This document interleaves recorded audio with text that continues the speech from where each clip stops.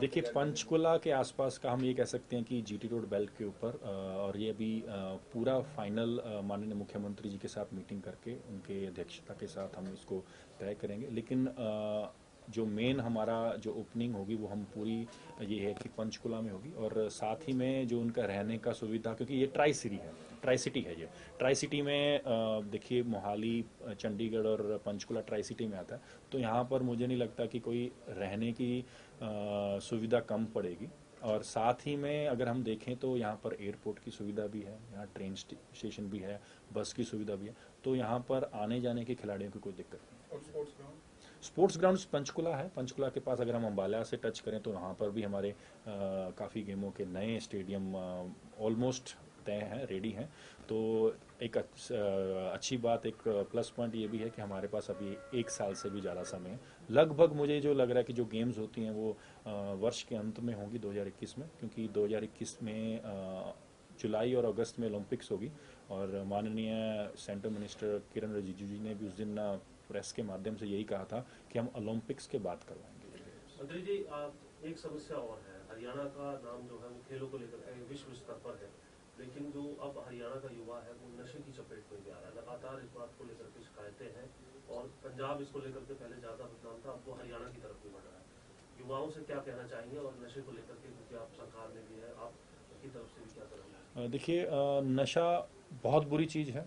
और नशा खिलाड़ियों को, अगर खिलाड़ी भी घुसते हैं, युवा घुसते हैं, तो वो अपने आप को तो ख़त्म कर ही रहे हैं, अपने परिवार को भी ख़त्म कर रहे हैं। इसके लिए मैं लगातार प्रयास करता रहता हूं कि कोई ना कोई हम एक्टिविटी मैसेज के थ्रू, लोगों के उसके थ्रू। अभी लॉकडाउन हो गया, अगर लॉकडाउन और अनलॉकडाउन मतलब कोरोना के आने, कोविड-19 आने के कारण मेरा एक विज़न था कि स्कूल लेवल पर, कॉलेज लेवल पर एक अवेयरनेस चलाई जाए। आपने देखा होगा कि जैसे छोटे बच्चों को पीछे एक शुरुआत की थी, अब तक बहुत अच्छा चल रहा है, गुड टच बैड टच। ये स्कूलों में इसकी लेसन दिए जाते थे। इसी तरीके से कॉलेजेस में, स्कूल्स में, क्योंकि जो 10 साल 10th क्लास का जो बच्चा होता है, 9th-10th क्लास का बच्चा होता है, उस चीज़ से ये शुरुआत शुरू हो जाती है। ये छोटे नशे से शुरू होती है। जो इसकी अगर आप स्टडी भी करें, आपको तो मीडिया के माध्यम से बहुत चीज़ें आपको इस चीज़ की संज्ञान में आ जाती हैं। तो वो बच्चों को अगर हम अलर्ट करेंगे कि ये चीज़ें कभी कभी आपको कोई ऑफ़र भी कर सकता है, ऑफ़र करने के बाद आपको पहली बार बहुत अच्छी लगेंगी, दूसरी बार अच्छी लगेंगी, लेकिन एक टाइम ऐसा आएगा आप उसके आदी हो जाओगे, आप छोड़ नहीं पाओगे। और उससे आप अपने परिवार वालों से झूठ बोलते हो, अपने परिवार को पीछे छोड़ते हो, और आप इतने आदी हो जाते हो कि आपकी कई बार उसमें डेथ भी हो सकती है, और आपके परिवार भी इसमें कई देखे हैं कि नष्ट हो गए हैं। तो मैं युवाओं को और उनके पेरेंट्स को मैं एक ही कहूँगा कि आप उन पे अलर्ट रखें, नज़र रखें, निगरानी भी रखें। अगर कोई ऐसा बच्चा कर भी रहा है, अगर आपको दिखता भी है, तो उसको डरा के नहीं, उसको प्यार से समझा के उस लाइन से हटाएं और उनको एक अच्छे रास्ते की तरफ लेके। नारकोटिक सेल बनाई गई है हरियाणा सरकार की तरफ से, गृह मंत्री की तरफ से, कि नशे पर पूरी तरीके से रोक रहे हैं। नारकोटिक को लेकर अलग से आईजी इसको लेकर देखिए, ये अच्छी बात है, ये होना ज़रूरी है। अगर हम नशे को नहीं कंट्रोल करेंगे तो हमारे समाज में बहुत सी बुराइयां फैलेंगी।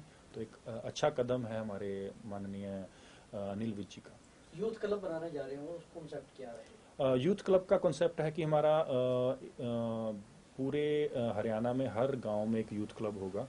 और इसमें अगर हम सक्सेस होते हैं, हमारा पूरा विज़न है कि हम पायलट प्रोजेक्ट की तरह पहले कुछ जिले को पकड़कर हम काम करें, और उसके ऊपर हमने मीटिंग्स लेनी और उसके ऊपर कार्रवाई शुरू कर दी है।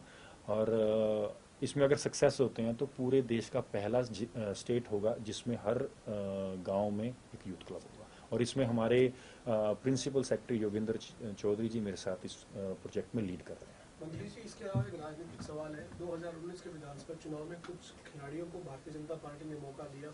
बड़ौदा से योगेश्वर दत्त लड़े, दादरी से बबीता फोगाट लड़ी। एक बार फिर मौका है चुनाव की वजह से, बड़ौदा से जो है वो चुनाव होगा, तो उसमें आपकी कोई जिम्मेदारी पार्टी ने लगाई है? और स्पोर्ट्स पर्सन, चूँकि आपके साथी पहलवान मैदान में थे पिछली बार, तो इस बार कोई उपचुनाव की तैयारी को लेकर कोई जिम्मेदारी दी गई सर? देखिए, जिम्मेदारी तो पार्टी हमेशा हर किसी को ड्यूटी लगाती है। अगर मैं किसी पार्टी में हूँ और मेरा भागीदारी है, तो हमारा जिम्मेदारी भी बनती है कि अपने सहयोगी का सपोर्ट करें। और रही जिम्मेदारी की बात, तो मैं स्पोर्ट्स के लिए काम कर रहा हूँ। स्पोर्ट्स वहाँ गढ़ भी है, वहाँ कई इंटरनेशनल खिलाड़ी कबड्डी के और रेसलिंग के पैदा हुए हैं। अगर हम योगेश्वर दत्त की बात करें तो उनके गांव में भी कई ऐसे, भैंसवाल में कई ऐसे खिलाड़ी बने हैं। और मैं सिर्फ और सिर्फ बड़ौदा ही नहीं, सोनीपत डिस्ट्रिक्ट ही नहीं, मैं कई जिलों में अभी पीछे उस साइड जब गया हूँ तो राउंड करके आया हूँ, क्या कमियां हैं, किस तरीके की हैं, वो पूरी करके आया हूँ और उसमें क्या हम और अपग्रेड कर सकते हैं। और साथ ही में मैंने पूरी एक हरियाणा की अभी लिस्ट बनाई है कि हम किस तरीके से जो जो ग्राउंड्स हैं उसको मेंटेन करने का, प्लस उसके रेनोवेट करने का, जहाँ जहाँ खिलाड़ी हैं हम उसके ऊपर भी काम कर रहे हैं कि जिस जगह पर जो खिलाड़ी है उस गेम का वहाँ पर खिलाड़ी को सुविधा अच्छी मिले, क्योंकि हमारा मकसद है खिलाड़ियों को मैदान देना और खिलाड़ियों को मैदान देना और जिस गेम का खिलाड़ी है उसको वो सुविधा पहुंचाना। काफ़ी चीज़ें हैं जो हम लगातार कर रहे हैं और मेरे को उम्मीद पूरी है कि मेरा जो पूरा स्पोर्ट्स स्टाफ है, स्पोर्ट्स डिपार्टमेंट है, हमारे प्रिंसिपल सेक्रेटरी, हमारे डायरेक्टर, ये सब अच्छा काम कर रहे हैं और हमारी जो मार्गदर्शन है हमारे माननीय मुख्यमंत्री जी उनके दिशा के जो देते हैं हमें, उसके हिसाब से we are on right track और अच्छे तरीके से खेलो इंडिया को भी होस्ट करेंगे। और माननीय मुख्यमंत्री जी का जो एक विज़न है कि हरियाणा को स्पोर्ट्स हब बनाना,